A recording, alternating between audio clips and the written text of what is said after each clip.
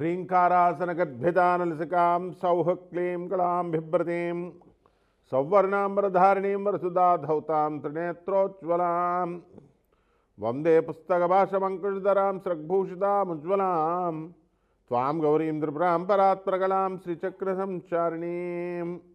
ఓం శ్రీ బెజవాడ కనకదుర్గాదేవ్యై నమః. శ్రీ దుర్గామల్లేశ్వరాభ్యాం నమః. ఓం శ్రీ గురుభ్యో నమః. మనకి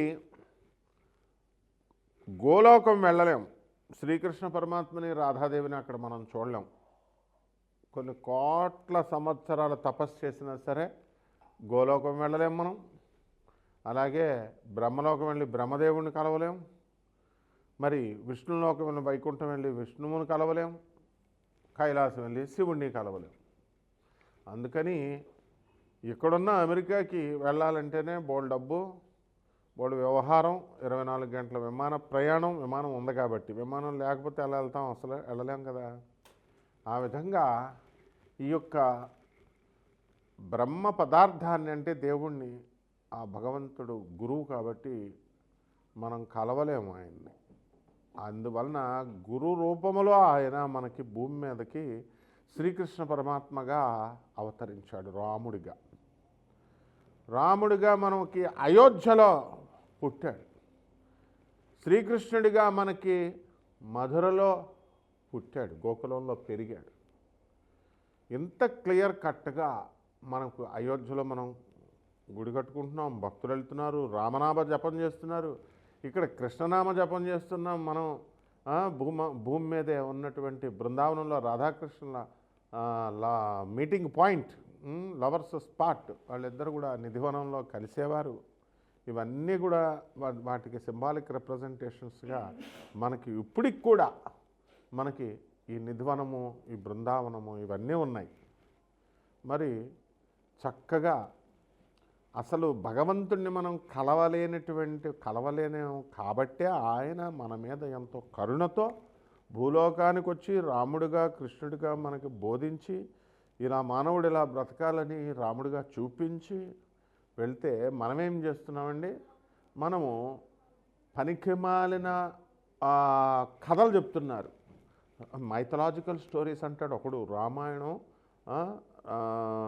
అది కావ్యం ఎవరో రాసేశారు, వాల్మీకి రాశాడు. లేకపోతే భాగవతం మనకి అదంతా కూడా జరగలేదు, మహాభారతం అంతా కూడా రాసేశారని ఇట్లా పనికిమాలినటువంటి విషయాలు చెప్తారు.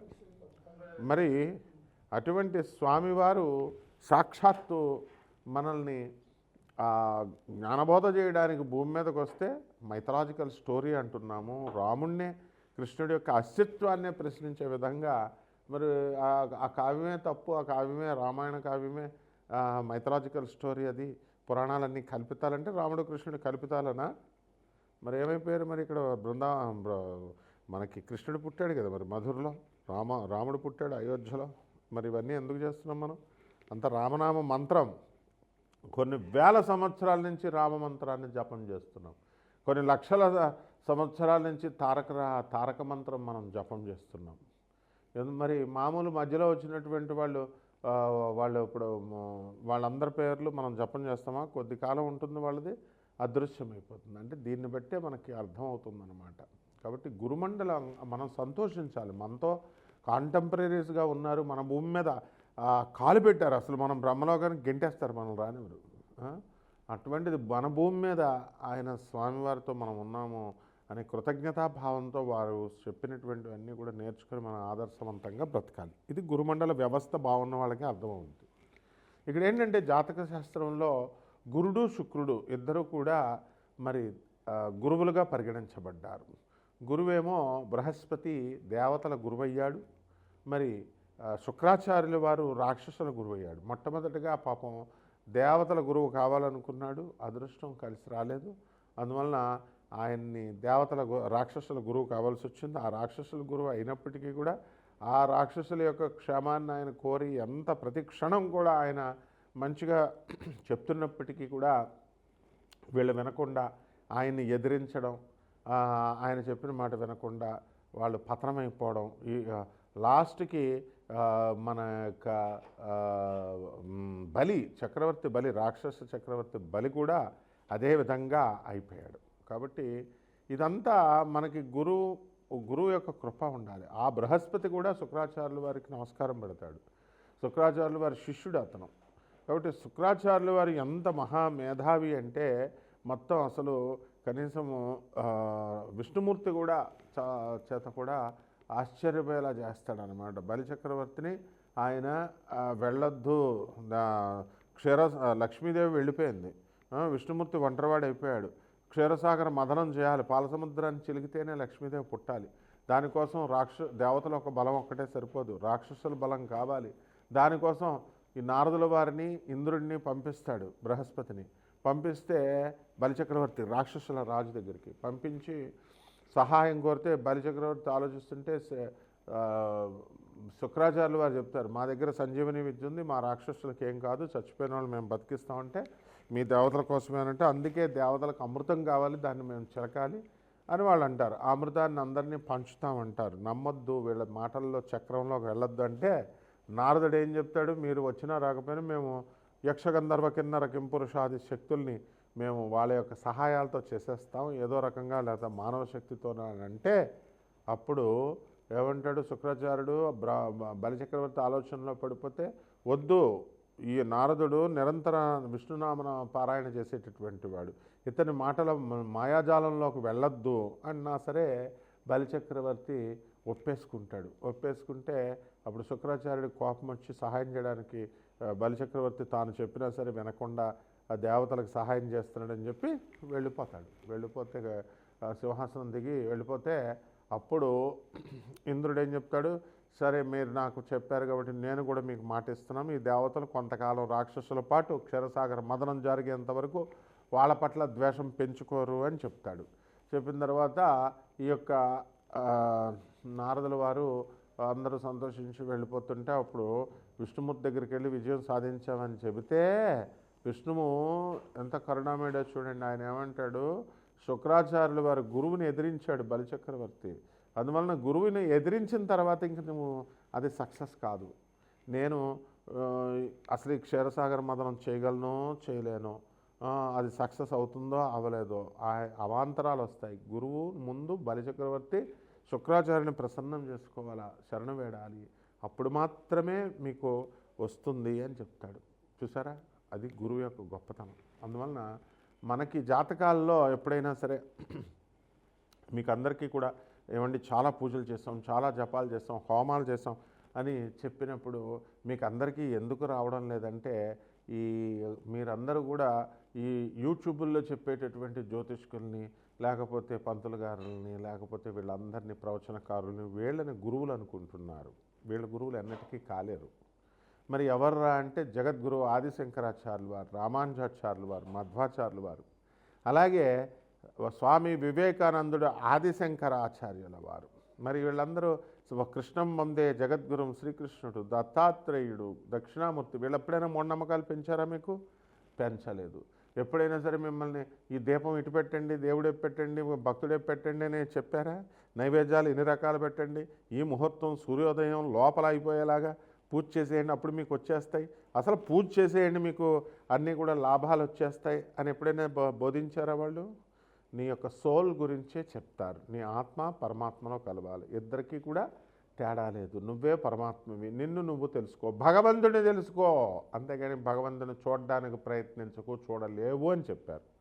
మరి అందువల్లనే ఇవన్నీ కల్పితాలు కాదు, వేదఘోష అంతా కూడా శాశ్వతమైనటువంటిది, స్వయం జనితమైనటువంటిది. కాబట్టి ఇది తెలుసుకున్నప్పుడే మీకు పూజలు ఎన్ని పూజలు చేసినా ఎన్ని నోములు చేసినా సక్సెస్ అవుతాయి. కాబట్టి మీ యొక్క ద్వాదశ రాశుల వారి మీద కూడా ఈ యొక్క గురు యొక్క శుక్రు యొక్క ప్రభావము ఎలా ఉంటుందో మనం చెప్దాం. మరి ఇటువంటి జ్ఞానం కావాలి మీకు, జాతకాల్లో మీకు కలిసి రావట్లేదంటే మీ పర్సనల్ చార్ట్ని చూడాల్సినటువంటి అవసరం ఉంటుంది. కాబట్టి మీ డేట్ ఆఫ్ బర్త్ని, టైంని, ప్లేస్ ఆఫ్ బర్త్ని కూడా మీరందరూ కూడా వాట్సాప్ ద్వారా మాకు పంపించాలి. అంతేగాని ఊరికనే ఫోన్లు చేస్తే ఏమొచ్చేస్తుందమ్మా, ఫోన్లో ఫోన్ నెంబర్లు పోతాయి, మేము చూడలేం. అప్పుడు మాకు ఖాళీ ఉన్నప్పుడు మేము చేయగలుగుతాము. అండ్ నాన్ కమర్షియల్ బేసిస్తో మేము చెప్పడం జరుగుతుంది. కాబట్టి అమెరికన్ టెక్నాలజీ, మోడర్న్ టెక్నాలజీతో నాసా రిపోర్ట్స్తో చూసి, లైవ్ రిపోర్ట్స్తో చూసి ఈ యొక్క ప్రాచీన జ్యోతిష శాస్త్రాన్ని మా ఆధునికమైనటువంటి మోడర్న్ ఆస్ట్రాలజీని రెండింటిని కలిపి బ్లెండ్ చేసి చెప్పడం జరుగుతుంది. కాబట్టి ఈ ద్వాదశ రాశుల వారి మీద ఈ గురు శుక్రుల యొక్క ప్రభావం ఏ విధంగా ఉంటుంది, దానివల్ల మనకి ఏ ఫలితాలు వస్తాయో మనం ఈ 2026 సంవత్సరంలో మనం తెలుసుకుందాం. మిథున రాశి, ఈ మిథున రాశి వారికి అందరికీ కూడా మనకి ఈ యొక్క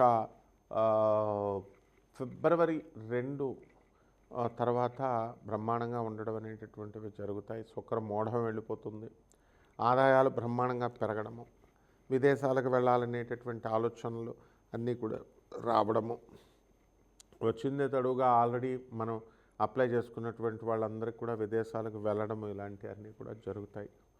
సంపాదన బాగా పెరుగుతుంది. గతం కంటే కూడా ఖర్చులు కూడా చాలా అధికంగా పెరుగుతాయి. బంధువులు, ఆడబడుచులు, అత్తగారులు వీళ్ళందరూ కూడా ఇళ్ళకి రావడము ఇవన్నీ కూడా ఉంటాయి. మీకు ఇష్టం లేకపోయినప్పటికీ కూడా మీ భర్త తరపు బంధువులు తరచుగా ఫ్రీక్వెంట్గా రావడము, ఉండడము ఇవి జరుగుతూ ఉంటాయి. ఇక విదేశాలకి వెళ్ళాలని ప్రయత్నాలు చేస్తున్నటువంటి వాళ్ళకి ఆ ప్రయత్నాలన్నీ కూడా సఫలం అవడానికి అవకాశాలు ఉన్నాయి. అలాగే మీ సోదరులు ఉన్నారు, మీ అక్క చెల్లెళ్ళు ఉన్నారు, వీళ్ళంతా కూడా అక్కడ విదేశాల్లో ఆల్రెడీ స్థిరపడ్డారు. ఆ విధంగా ఈ యొక్క మిథున రాశి వారికి అందరికీ కూడా దూరపు ప్రయాణాలు, సొంత ఊర్లు వెళ్ళేటటువంటి కోరికలన్నీ కూడా జనవరి 14 తర్వాత ఎలాగూ మనకి సంక్రాంతికి వెళ్ళడం అనేటటువంటివి జరుగుతాయి. అక్కడ కోళ్ళ పందాలు, రేసులు, ఈ హార్స్ రేసులు, కార్ రేసులు ఇలాంటివన్నీ కూడా మీరు చేయడం అనేటటువంటివి జరుగుతాయి. అధికంగా ఖర్చు అనేటటువంటిది అధికంగా ఉంటుంది. మరి అదేవిధంగా ఈ యొక్క మిథున రాశి వారికి ఉద్యోగాల కోసం అప్లై చేసినటువంటి వాళ్ళందరూ కూడా మనకి అక్కడ చాలా ఉద్యోగాల్లో క్యాంపస్ సెలక్షన్స్లో వీళ్ళు గెలవడం అనేటటువంటివి జరుగుతాయి, ఉద్యోగాలు వస్తాయి. అయితే విదేశాల్లో మరి ఈ ఉద్యోగాలన్నీ కూడా రిసెషన్ పీరియడ్లో, లే ఆఫ్ల్లో వీళ్ళు నష్టపోయినటువంటి వాళ్ళు ఉంటారు. అటువంటి వాళ్ళందరూ కూడా మనకి తిరిగి వాళ్ళకి ఉద్యోగాలు రావడం అనేటటువంటివి జరుగుతాయి. ఇక ప్రేమ వ్యవహారాలు కనుక మనం తీసుకున్నట్లయితే ప్రేమ వ్యవహారాలు కూడా సక్సెస్ అవ్వడానికి అవకాశాలు ఉంటాయి. అలాగే ఈ రాశి వారికి అందరికీ కూడా మనకి గురు యొక్క, శుక్రు యొక్క గ్రహాల యొక్క అనుగ్రహం కావాలి. మరి ఈ మిథున రాశి వారికి గురుడు జన్మరాశిలో ఉండడం ద్వారా కొంచెం గురుబలం తక్కువగా ఉంది అని మనం చెప్పాలి. అలాగే శుక్రగ్రహము మనకి అధికమైనటువంటి ఫలితాలను మనకి ఇస్తుంది. ప్రస్తుతము మనకి ఫిబ్రవరి 1 వరకు చక్కగా వీళ్ళంతా ఇళ్ళు కట్టడం ఇలాంటివన్నీ కూడా చేస్తారు. దాని తర్వాత అది వేరే రాశుల్లోకి మనము వచ్చినప్పుడు, మకర కుంభమైన రాశుల్లోకి వచ్చినప్పుడు మరి చక్కగా ఆగస్టు వరకు కూడా మీకు తిరుగులేని విధంగా వెళ్ళడం అనేటటువంటివి జరుగుతాయి. ఈ యొక్క గురుడు మనకి జూన్ 2వ తేదీ 2026 సంవత్సరం దాటిన తర్వాత కర్కాటక రాశిలోకి వస్తాడు. కాబట్టి అక్కడంతా కూడా మీకు చక్కగా అధికమైనటువంటి ఫలితాలు, ఆదాయాలు పెరగడం అనేటటువంటివి జరుగుతాయి. కాబట్టి మిథున రాశి వారికి, ఆర్మీ వాళ్ళకి ఉద్యోగాల్లో లీవులు దొరకడము ఇవన్నీ ఉంటాయి. పోలీసులు, ఇతర ఈ డిపార్ట్మెంట్స్లో, కమర్షియల్ ట్యాక్స్, ఇన్కమ్ ట్యాక్స్ డిపార్ట్మెంట్లో ఉన్నటువంటి వాళ్ళకి, ఎండోమెంట్స్ డిపార్ట్మెంట్లో ఉన్నటువంటి వాళ్ళకి ప్రమోషన్స్ రావడం జరుగుతాయి. మీకు ఆధ్యాత్మికంగా మంచి గురువు దొరకడం అనేటటువంటివి జరుగుతాయి. పాత గురువులు ఎవరితో అయితే మీరు మిస్ అయ్యారో అటువంటి వాళ్ళు మళ్ళీ తిరిగి రావడానికి అవకాశాలు ఉంటాయి. ఇక పరిహారాల దగ్గరికి వచ్చేసరికి ఈ యొక్క శుక్ర జపం చేసుకోండి, శుక్ర స్తోత్రాలు చదవండి. శుక్రుడికి కిలోంపావు బొబ్బర్లని తెలుపు రంగు వస్త్రాలనిచ్చి పేద బ్రాహ్మణులకి మనం శుక్రవారం నాడు ఉదయం 6 గంటలకు దానం చేసుకోండి. అలాగే దశమహావిద్యల్లో ఒకటైనటువంటి కమలాత్మిక అమ్మవారి యొక్క హోమాన్ని మీ ఇళ్లలో జరిపించుకోవడము, కమలాత్మిక మంత్రాన్ని మీరు జపం చేసుకోవడం ద్వారా బ్రహ్మాండంగా మీకు ఫలితాలు వస్తాయి. శుభమస్తు.